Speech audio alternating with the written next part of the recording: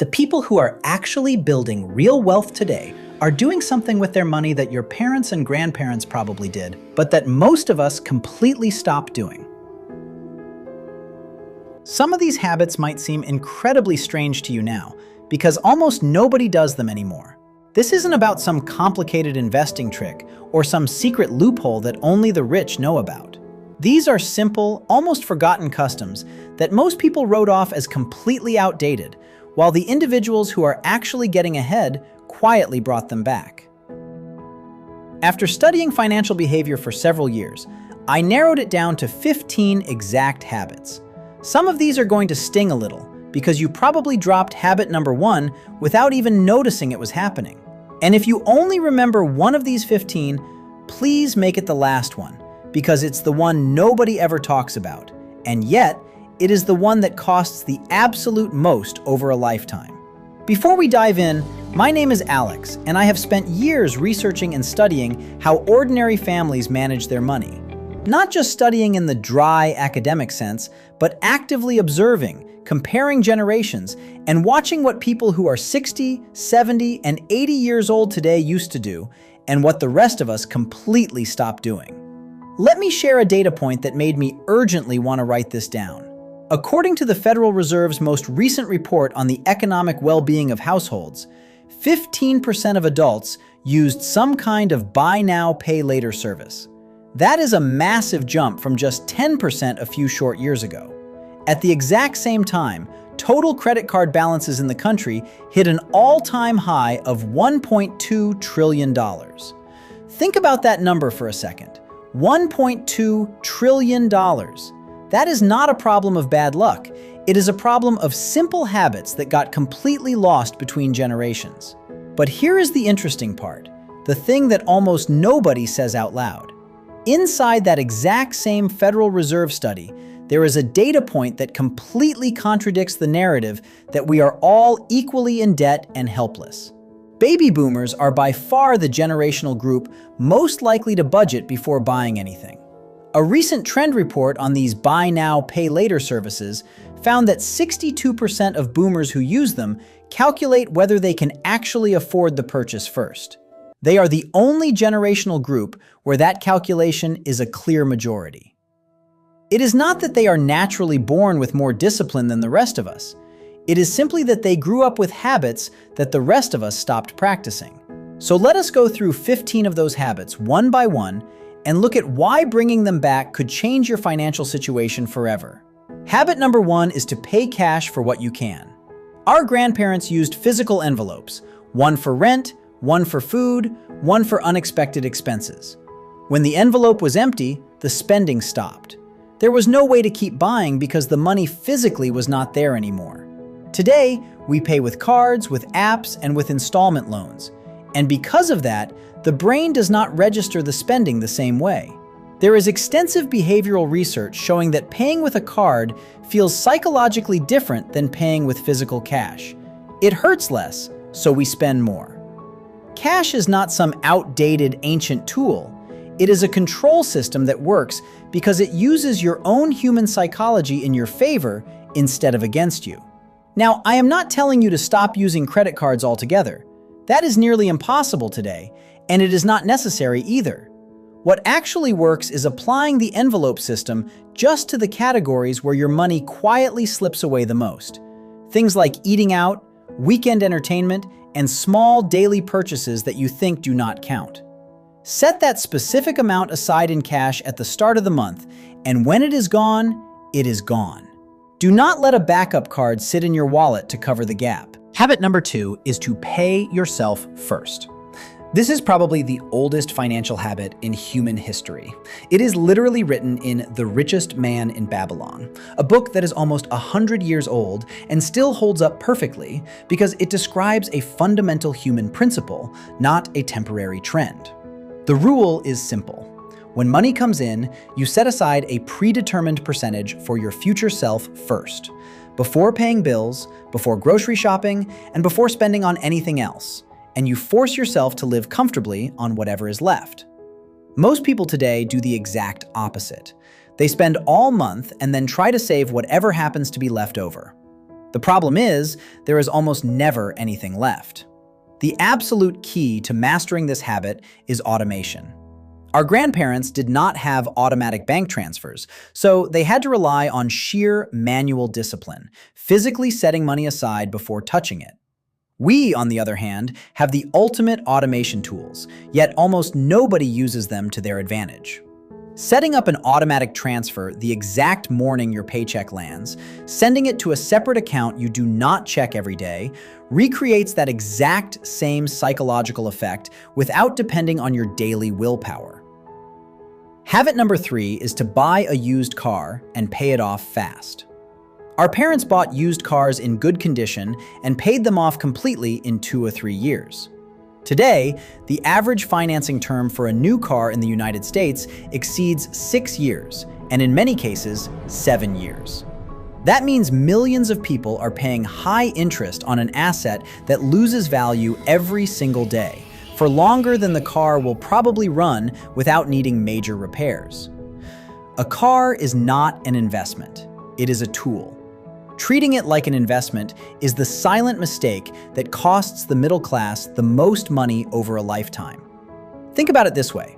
A new car loses between 20 and 30% of its value in the first year alone. If you finance it over 7 years, you are paying interest for longer than it takes to watch that car lose half of its original value. Buying a reliable used car that is 2 or 3 years old with a clean history saves you exactly that worst part of the depreciation curve. And if you commit to paying it off in 2 years instead of 7, you free up that cash flow much sooner to build something that actually grows. Habit number 4 is to repair before you replace. This sounds incredibly obvious, yet almost nobody does it anymore. In the past, when something broke, you fixed it. Now, when something breaks, we throw it out and replace it because we think repairing costs almost as much as buying new, or because we simply do not know how anymore. The habit I want to bring back is not about learning to fix every appliance yourself. It is much simpler. Before you buy something new, ask yourself if the old item actually stopped working or if it simply stopped exciting you. Here is a practical rule I use myself. If repairing something costs less than half of what replacing it would cost, I repair it. This applies to appliances, furniture, clothes, and even electronics. Most of the time, there is a local technician who can fix it for a fraction of the price of buying new. The problem is not that repairing is more expensive, the problem is that replacing is easier, and we often confuse easier with a better decision. Habit number 5 is to cook at home most days. I am not going to give you a specific figure for how much the average family spends on eating out because it varies wildly depending on your city and your income. But I can tell you something I have noticed over and over again while studying spending patterns. Families who consistently build real wealth almost always cook at home 5 to 6 days a week, and they save eating out for specific special occasions, not as a mindless daily routine. This is not about depriving yourself of good food.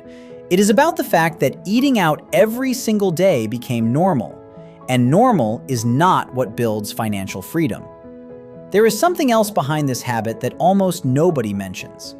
Cooking at home does not just save money directly. It also completely cuts down on impulsive, late-night delivery orders, which usually come loaded with service fees, delivery tips, and menu prices marked up from the restaurant's actual kitchen cost. Planning the week's meals with a single shopping trip, the way our grandmothers used to do on Sundays, completely eliminates those last-minute, expensive dinner decisions. Habit number 6 is to avoid consumer debt for everyday expenses. This connects directly to the data point I mentioned at the start. Use of buy now, pay later services grew rapidly in recent years, and more than half of the people who used them confessed that it was the only way they could actually afford that purchase, not out of convenience, but out of necessity. Our grandparents avoided consumer debt almost by pure instinct. not because they possessed some superior moral discipline, but because access to credit was highly limited, and the financial culture of their time treated debt as something incredibly serious, not just another convenient checkout button on a screen. There is a simple, powerful question that can bring that protective instinct back. If the option to finance this purchase in installments did not exist, would I still buy it today? If your honest answer is no, then you probably do not need it as urgently as you think. Consumer debt is not inherently evil, but the danger lies in using it for regular expenses that should come out of your existing budget, not out of a loan disguised as a convenience. Habit number 7 is to keep your emergency fund in liquid cash, not in volatile investments. A very common mistake today is putting every single dollar of available savings into investments, including the money you absolutely must have on hand for unexpected emergencies. Our parents kept their bank savings completely separate from their investment accounts, and that physical separation kept them from ever being forced to sell their investments at the worst possible moment, like during a market downturn when they urgently needed cash. An emergency fund is not meant to grow. Let me repeat that because it is crucial. It is not meant to make you rich. It is meant to be there, safe and quiet, when everything else fails. The most common mistake I see is treating an investment account as if it were also the emergency fund. When the unexpected happens, and it always does, you end up selling your investments at a loss just to cover an expense that a separate cash fund would have handled easily, without touching a single dollar of what you invested for the long term. The classic recommendation of keeping 3 to 6 months of basic living expenses in a separate liquid account still holds up because it solves this exact problem at the root. Habit number 8 is to live below what the bank approves you for.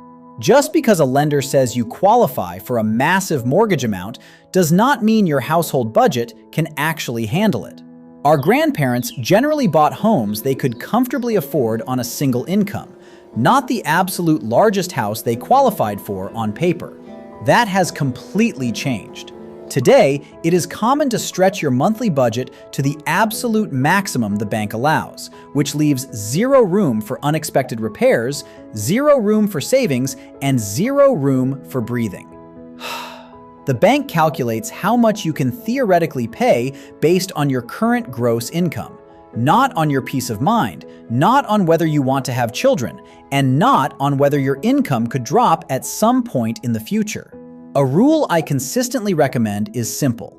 Try to keep your total housing payment, including mortgage, insurance, and taxes combined, under 25 to 30% of your net take-home income, even if the bank happily approves you for much more. That gap is exactly the financial margin our grandparents had to save while comfortably paying for their home. Habit number 9 is to shop with a written list, not on impulse. Going to the grocery store or a shop with a physical, written list, not a mental one on your phone, but a written one, is a habit that has practically disappeared. And this is not a small, trivial detail. Various consumer behavior studies show that impulse purchases typically account for 15 to 20% of total spending on a typical shopping trip. The list is not about restriction. It is about deciding what to buy while you are at home with a clear, calm head, instead of making those decisions in the store aisle under the heavy influence of modern retail marketing. Retail stores are scientifically designed to get you to buy more than you planned. Product placement, background music, lighting, and even the specific order of the aisles are all engineered to push you toward impulse buying. A written list is, at its core, your primary line of defense against a system built specifically to beat your willpower at the exact moment of purchase. Habit number 10 is to save for big purchases instead of financing them. Whether it is vacations, new furniture, or household appliances, our grandparents saved for these items for months before buying them. Today, we finance almost everything, including small expenses that 30 years ago were considered items people paid for in cash. Saving for a purchase before you make it does two incredibly powerful things. First, it gives you the gift of time to decide if you actually want the item. And second, it saves you the interest you would pay if you financed it. But there is an added benefit that almost nobody mentions. When you save for something over several months, your desire to buy it gets thoroughly tested by time. A lot of the time, what excited you 3 months ago does not excite you the same way anymore, and that money ends up going towards something far more important. Financing immediately removes that natural, healthy filter that used to protect families from buying things they deep down did not need as badly as they thought. Habit number 11 is to build tenure at one workplace.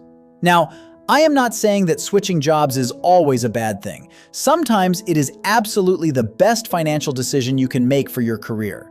But our grandparents, by staying longer at the same workplace, built up benefits, stable retirement matches, and a level of security that is much harder to come by today, precisely because we tend to switch jobs constantly, chasing the next slightly higher paycheck.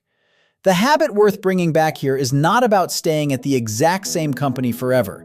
It is about thoroughly evaluating the whole package, not just the starting salary, before deciding to move. A 10% raise at a new job can sound incredibly appealing on paper. But if moving means losing your employer's retirement matching contribution, or the years you had already put in toward a vesting pension, the real math can look very different than it does on a simple offer letter. Our grandparents, by staying longer, were not less ambitious. They were simply weighing the full long-term value of a job, not just the single number on the paycheck. Habit number 12 is to contribute consistently to the same retirement account without constantly moving it. This data point from the Center for Retirement Research at Boston College stood out to me. The average combined retirement balance among households nearing retirement age rose significantly between 2019 and 2022. But that growth did not come from brilliant high-risk investment decisions or perfect market timing. It came in large part from pure consistency, continuing to contribute, not withdrawing money early, and not moving it from account to account, chasing the latest hot trend. Boring consistency beats a complicated strategy almost every single time.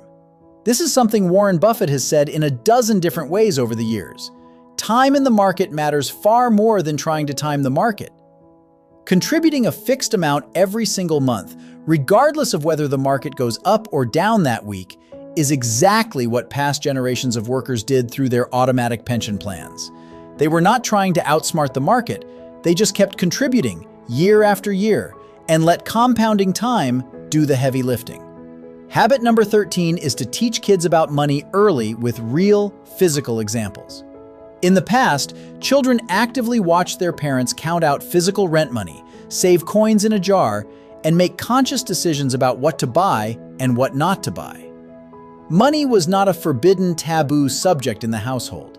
Today, a lot of families avoid talking about money entirely in front of their children, and those kids grow into adults who have never actually witnessed a real financial decision get made. This is not about giving formal, dry finance lectures. It is about letting your children see the process, even in small, practical doses. Thomas Stanley, in his classic book, The Millionaire Next Door, describes how most people who build real wealth did not inherit a fortune. They grew up watching disciplined financial habits practiced day to day, not explained in a classroom, but actively modeled at home. A kid who watches their parents choose between two purchases based on price and actual need rather than raw impulse absorbs that logical framework without anyone ever having to explain it in words. Habit number 14 is to review your accounts and spending in writing every single week. Before banking apps existed, reviewing your money meant physically sitting down with a piece of paper, a pencil, and the week's receipts. That process, slow as it was, forced you to pay close attention. Today, money moves so fast and so invisibly that a lot of people do not actually know how much they spent last week, even though they have the technology to check it instantly in an app. Reviewing your money in writing, even for just 10 minutes a week, is still one of the most effective ways to maintain real control, not just the illusion of control that a digital app gives you. It does not have to be a complicated process. A simple physical notebook, a basic spreadsheet, or even a plain text note on your phone where you manually log every major expense of the week is more than enough. What matters is not the high-tech tool, it is the deliberate act of stopping, looking at the numbers and consciously taking ownership of what you spent, instead of letting your hard-earned money move on autopilot with nobody paying attention. Habit number 15 is to save before spending on what looks good to others. And this is the last one, the habit that hits the hardest. Our grandparents prioritized what was functional over what looked good to other people. They bought what they actually needed, and only afterward, if there was any money left over, did they buy what they wanted for pure enjoyment or status. Today, we live surrounded by constant, high-pressure social media comparison. The feeling that everyone around us has more, which flips that healthy order completely on its head. We spend first on what looks good and save whatever is left over. And the truth is, there is almost never anything left over, because what looks good always finds a way to cost a little bit more than you originally planned. Morgan Housel explains this beautifully in his book, Same as Ever: The wealth you can easily see, the wealth that is constantly being shown off, is almost never the wealth that actually accumulates. The people who truly have financial security tend to be the ones who show it the least, precisely because they prioritized function over image for years, while others prioritized the image. This habit, more than any of the other 14, is a fundamental decision about your own identity. Would you rather look rich right now, or actually be rich later? To make all of this feel incredibly real, let us think about two people with the exact same income. Daniel earns $70,000 a year. He carries credit card balances, finances his car over 7 years, uses buy now, pay later for everyday purchases he used to pay for in cash, and does not have an emergency fund separate from his investments. At 50, Daniel is still working out of absolute necessity, not choice. And any unexpected expense, a car repair, a medical bill, forces him straight back into high-interest debt all over again. Alex earns the exact same $70,000 a year, but he pays his variable expenses in cash, contributed consistently to his retirement account without touching it for 15 years, bought a reliable used car he paid off completely in 2 years, and keeps an emergency fund separate from his investments.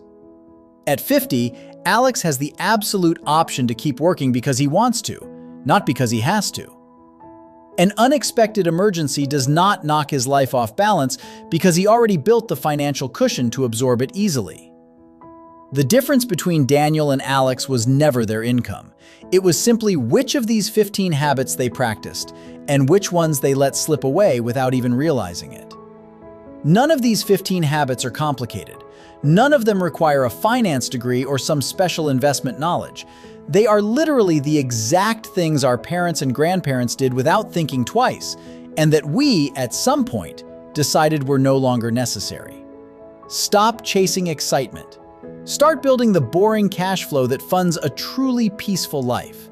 Subscribe to Alex Explains Cash Flow, and let us start tracking our wealth in ink, not illusions.